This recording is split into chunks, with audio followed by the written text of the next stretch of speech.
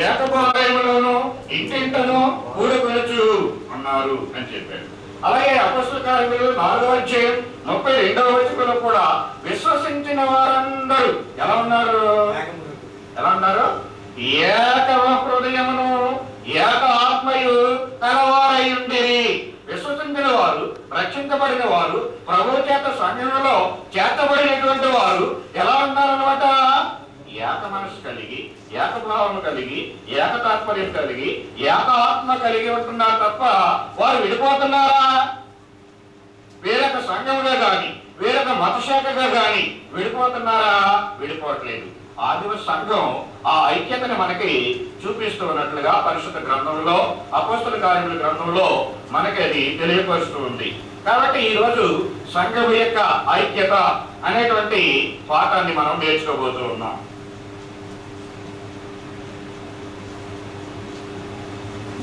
Unity of the ఐక్యత. మొట్టమొదటిగా ఐక్యత అంటే ఏమిటి అనేది ఆలోచించాలి. ఐక్యత అంటే what is meant by unity? Unity అంటే, ఐక్యత అంటే ఏమిటి? ఐక్యత అంటే ఏంటి? ఎవరైనా చెప్పగలరా? ఒక నిర్వచనం, ఒక మాటలో కానీ, ఒక వచనంలో కానీ. ఐక్యత అందరూ కలిసి ఒకే భావం కలిగి జీవించడం. Very good. ఐక్యత అంటే ఏకముగా ఉండుట, ఒకటిగా ఉండుట. అందరూ కలిసి ఎలా ఉండాలి? ఏకంగా ఉండాలి, ఐక్యంగా ఉండాలి అని చెప్తున్నాడు. ఒక్కటిగా ఉండుట అనేటువంటి మీనింగ్ మనకి తెలియపరుస్తుంది. ఐక్యత అంటే ఏంటన్నమాట? ఏకముగా,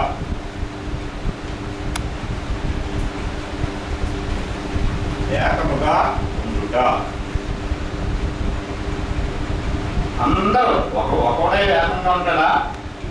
ఒకటే ఏకంగా ఉండగలిగేటువంటి అవకాశం లేదు. కాబట్టి అందరూ కలిసి ఏకముగా ఉండుట.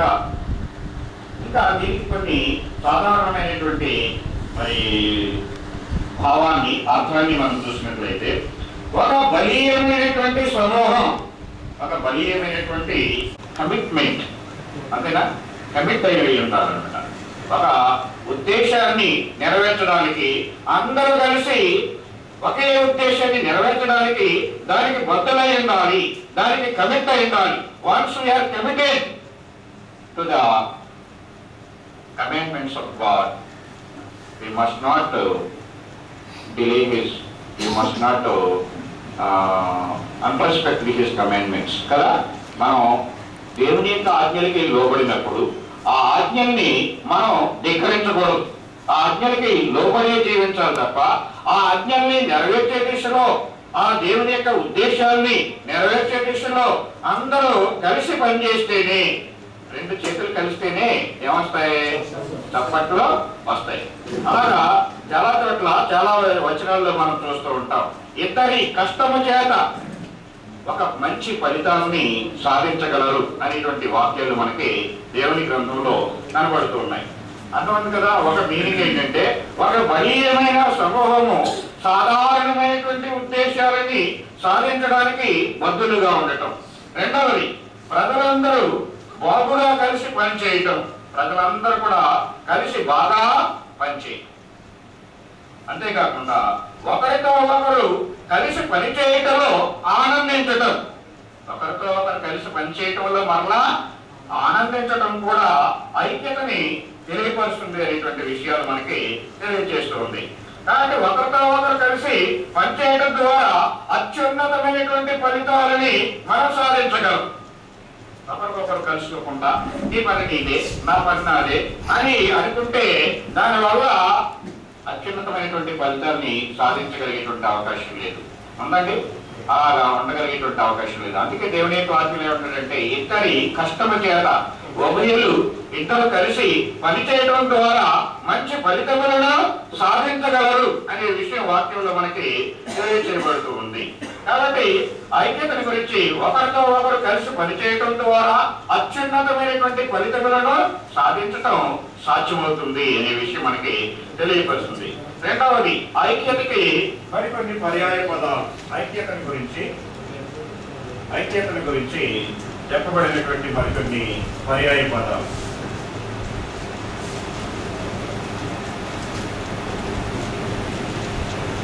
వాడిన పర్యాయ పదాలు. ఐక్యత అనేటువంటి దాని కొరకు వాడినటువంటి కొన్ని పర్యాయ పదాలు మనం చూసినట్లయితే, ఇవన్నీ బోర్డు మీద రాయడం సాధ్యం కాదు. తొందరగా వీలైనంత మటుకు మీరు రాసుకోవడానికి ప్రయత్నం చేయండి. అందుకంటే మనం అందరం కూడా సువార్థికులమే. పాఠం చెప్పేటప్పుడు చదువుగా మనం రాసుకోవాల్సినటువంటి అవసరం ఉంది. కాబట్టి దేవుని యొక్క వాక్యం ద్వారా ఐక్యతను విషయాల్ని క్రోడీకరించుకోవడం అనేటువంటి విషయాన్ని మనకి తెలియపరుస్తుంది. మూడవది, ఎకార్డ్, ACCORD. ఎకార్డ్ అంటే ఏకాభిప్రాయం కలిగి ఉండటం. అదొకటండి. ఎకార్డ్ అంటే ఏకాభిప్రాయం కలిగి ఉండటం. నాలుగవది, కాన్కార్డ్. నాలుగవ మాట ఏంటంటే కాన్కార్డ్ అంటే సమ్మతి, ఏకభావం, ఏకీభావము అనే మీనింగ్ తెలియపరుస్తుంది. కాన్కార్డ్ అంటే సమ్మతి లేకపోతే ఏకీభావము. ఐదవది, యునిసన్, UNISON. యునిసన్ అనేటువంటి మాట ఇంగ్లీష్ లో. యునిసన్ అంటే ఏకస్వరం. ఏకస్వరం, ముక్త కంఠముతో ఏకస్వరముగా ఒకే మాట, అంతేనా? ఒకే బోధ, ఒకే విశ్వాసం, ఒకే మాట అని ఏకస్వరము, ఏకత్వము, ఏకీభావము అనే విషయాలు మనకు తెలియపరుస్తుంది. తర్వాత యూనియన్. యూనియన్ అంటే యూనియన్స్ ఉంటాయి. మాస్టర్లు కానీ లేకపోతే ఫ్యాక్టరీలో పనిచేసేటువంటి కార్మికులకు కానీ యూనియన్స్ అనేవి ఉంటాయి. ఈ ఐక్యతకి యూనియన్ అనేటువంటి పదం కూడా ఉపయోగించడం జరిగింది. యూనియన్ అంటే ఒకటి ఎగుట. ఆ యూనియన్ ద్వారా కార్మికులందరూ ఒకటిగా ఉంటారు. ఏదైనా ఒక ఇష్యూ వచ్చిందంటే వాళ్ళందరూ ఒకటిగా ఉంటారు. ఒకటిగా కలియుట లేకపోతే సమాఖ్య అని అర్థం. యూనియన్ సమాఖ్యత. యూనియన్ అంటే సమాఖ్య అనా యూనియన్ అంటే సమాఖ్య అనేనా? యూటీఎఫ్ అంటే యూనియన్ టీచర్స్ ఫెడరేషన్ అంటే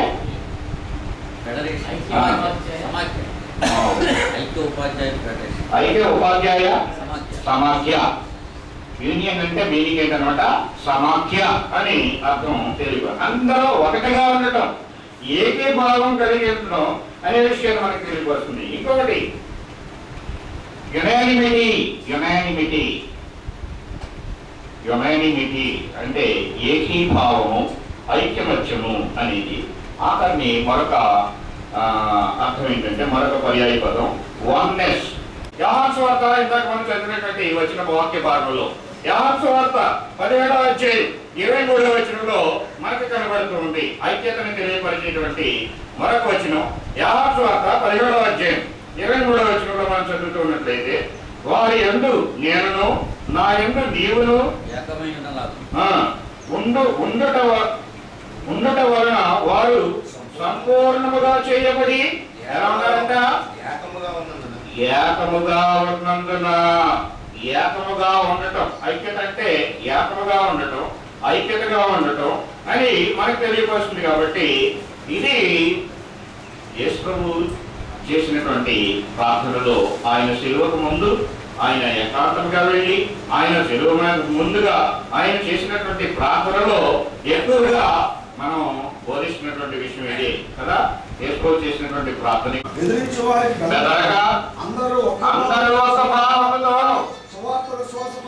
విశ్వాస పక్షమున పోరాడుతూ ఏక మనస్సు గలవారు ఉండాలి. సువార్త ప్రకటించేటువంటి వారి గురించి కూడా ఇక్కడ తెలియపరుస్తూ, సువార్త ప్రకటించే వారు కూడా అందరూ ఏక మనస్సు గలవారై ఉండాలి. సువార్త విశ్వాస పక్షమున పోరాడేటువంటి వారు మీ సేవకైని మీ వాక్యం మీరి, మీ సంఘాలు వెయ్యి, మా సంఘాలు మాయి, మీ సంఘాల దగ్గరికి మేము రాము, మీ మన దగ్గరికి మేము రాము అని మనం అనుకుంటూ ఉంటున్నాం. కానీ సువార్త విశ్వాస పక్షమున పోరాడేటువంటి క్రీస్తు సంఘ సేవకులమైనటువంటి మనం కూడా సేవకులుగా స్వార్థ పనిలో ఒకరికొకరు సహకరించుకుంటూ ఒకరికొకరు కలిసి ఏక భావముతో ఏక మనస్సుతో కలిసి పనిచేస్తే ఇంకా అనేకమైనటువంటి చోట్ల మనం క్రీస్తు సంఘాలని స్థాపించడానికి ప్రారంభించడానికి అవకాశాలు ఉంటాయి. మనం చూసినటువంటి వారు క్రీస్తు సంఘ సేవకుల్ని చూస్తున్నటువంటి వారు చాలా మంది ఆలోచన వీళ్ళకే పడదండి, వాళ్ళ దగ్గరికి వెళ్ళరండి, వీళ్ళ దగ్గరికి వాళ్ళు ఎవరండి, వీళ్ళకే పడదండి అని చాలా మంది మనల్ని ఎలా చూస్తున్నారంట, చూడకనగా చూస్తున్నారు. కానీ స్వార్థికులమైనటువంటి మన మధ్య ఉండాలి. మనం ప్రకటించేది ఏం సువార్త ప్రకటిస్తున్నాం? కొరింథీయులకు రాసినటువంటి పత్రికలు కదా, సమాధాన సువార్తను ప్రకటించేటువంటి మన మధ్య ఏం లేకపోతే, సమాధానం లేకపోతే, సువార్తను ప్రకటించేటువంటి మన మధ్య సమాధానం లేకపోతే దానికి మనం చేసేటువంటి పనికి మంచి ఫలితాలు సాధించగలిగేటువంటి అవకాశం లేదు. కాబట్టి సువార్త విశ్వాస పక్షమున పోరాడేటువంటి మనము ఎలా ఉండాలని వాక్యం చెప్తున్నాడు అనమాట. ఏక మనసు గలవారై నిలిచి ఉన్నారని తెలియపరుస్తుంది. అంతేగాని మనకి అక్కడికి వెళ్ళకూడదు, ఇక్కడికి వెళ్ళకూడదు అని బౌండరీస్ ఏమి కూడా లేవు. ఎక్కడున్నా మనం అందరం క్రీస్తాంగం కాదు, మనం అందరం క్రీస్తాంగమే. కాబట్టి నేను అక్కడికి వెళ్ళకూడదు, వీళ్ళ దగ్గరికి వెళ్ళకూడదు, నువ్వు ఇక్కడే ఉండాలి అనేటువంటి భేదాభిప్రాయాలు మన మధ్య ఉండకూడదు. ఎలా ఉండాలన్నమాట, సువార్త ప్రకటించేటువంటి మనం, ఈ సమాధానం సువార్తను ప్రకటించేటువంటి సువార్తమైనటువంటి మన మధ్య ఏకాభిప్రాయం కలిగి ఏక మనసుతో సువార్తని ప్రకటించడం ద్వారా ఒకరికొకరు కలుసుకుని సువార్తలో ఒకరికొకరు పురుకొల్పుకుంటూ ఒకరికొకరు ప్రోత్సహించుకుంటూ మనం ముందుకి నడిపించబడవలసినటువంటి అవసరం ఉంది. కాబట్టి నన్ను ఎవరు పిలిచినా కానీ నేను ఎవరి దగ్గరికి రానని చెప్పను. నాకు సమయం ఉంటే ఎవరి దగ్గరికైనా క్రీస్తు సువార్థికులుగా ఎవరైనా పిలిచినా సరే ఎవరి దగ్గరికైనా నేను వస్తాను. పలానా దగ్గరికి రాను, పలానా దగ్గరికి వస్తాను అనేటువంటి మాట నా దగ్గర ఉండేటువంటి అవకాశం. అందరూ క్రీస్తు సువార్థికులుగా మనం కలిసి పనిచేసి అనేకమైనటువంటి ఫలితాలని సాధించాలని తెలియపరుస్తున్నాం. ఫిలిప్పీ పత్రికలోనే 2వ అధ్యాయం 2వ వచనంలో మీరు ఏక మనసు కలిగినట్లుగా ఏక ప్రేమ కలిగి ఉండాలి అనే విషయాన్ని మనకి తెలియపరుస్తుంది. మీరు ఏక మనసు కలిగినట్లుగా ప్రేమ కలిగి ఏకభావము కలిగి ఉండి ఒకదాని యందే మనసు ఉంచుడి. ఒక వ్యక్తి క్రీస్తులో సంపూర్ణుడు కావాలి అంటే ముందుగా ఉండవలసింది ఏంటనమాట, ఐక్యత ఉండాలి, సమాధానం ఉండాలి అని ఈ వాక్యాలు మనకి తెలియపరుస్తూ ఉన్నాయి. తర్వాత నెక్స్ట్ పాయింట్, సంఘము ఐక్యతగా ఉండాలి అనేది నేను చెప్తున్నా నా సొంత మాట కాదు, నా సొంత ఆలోచన మాత్రం కాదు. ఇది ఎవరి సంకల్పం? దేవుని యొక్క సంకల్పం. సంఘం ఐక్యతగా ఉండాలి అనేది దేవుని యొక్క సంకల్పం, అంతేనా? ఆ ఐక్యతగా ఉండాలని యేసు ప్రభు ప్రార్థన చేశాడు. యేసు ప్రభు యొక్క వాక్యమునందు విశ్వాసం ఉంచినటువంటి వారందరూ కూడా, శిష్యులు మాత్రమే కాదు, వారి వాక్యం వలన ఎందరైతే విశ్వాసులుగా అవుతున్నారో వారందరూ కూడా మన యందు ఏకమై ఉండాలి అని యేసు ప్రభు ప్రార్థన చేసి, ఈ ఆలోచన ఎవరిదే? దేవుని యొక్క ఆలోచన, దేవుని యొక్క సంకల్పం అని దేవుడు మరియు సంఘము ఐక్యత కొరకు యేసు ప్రభు ప్రార్థన చేశాడు. యోహాను సువార్త 17వ అధ్యాయం 20 నుంచి 23 వచనాలు చదవట్లేదు, ఆ వచనాలు రాసుకొని మనకు తెలిసిన విషయాలు ఇవన్నీ. కాబట్టి యోహాను 17వ అధ్యాయం 20 నుంచి 23 వచనాలు. ఐక్యతగా ఉండాలి అనేది దేవుని వాక్యము ఆజ్ఞాపిస్తుంది. దేవుని వాక్యము సంఘం ఐక్యతగా ఉండాలని మనల్ని ఏం చేస్తుంది? ఆజ్ఞాపిస్తూ ఉంది. ఇందాక మనం చదివాం ఎఫ్సీ పత్రిక 4వ అధ్యాయం 2-3 వచనాలు. కాబట్టి మీరు సమాధానమైన బంధము చేత ఆత్మ కలిగించు ఐక్యమును కాపాడుకునే యందు శ్రద్ధ కలిగి ఉండండి. అంటే ఇట్స్ ఎ కమాండింగ్, కమాండ్ కదా. The unity is commanded by God. ఐక్యత క్రీస్తు చేత సంఘాన్ని విభజించకూడదు, సంఘాన్ని మొక్క చెక్కలో చేయకూడదు, సంఘానికి బీటలో తీసుకురాకూడదని దేవుని యొక్క వాక్యం మనకు తెలియపరుస్తుంది. మరొక కారణం ఏంటంటే సొంత ఆలోచనని, సొంత యొక్క పద్ధతులని, సొంత బోధలని సంఘంలో ప్రవేశపెట్టడం కొంతమంది మనం చూస్తూ ఉన్నాం.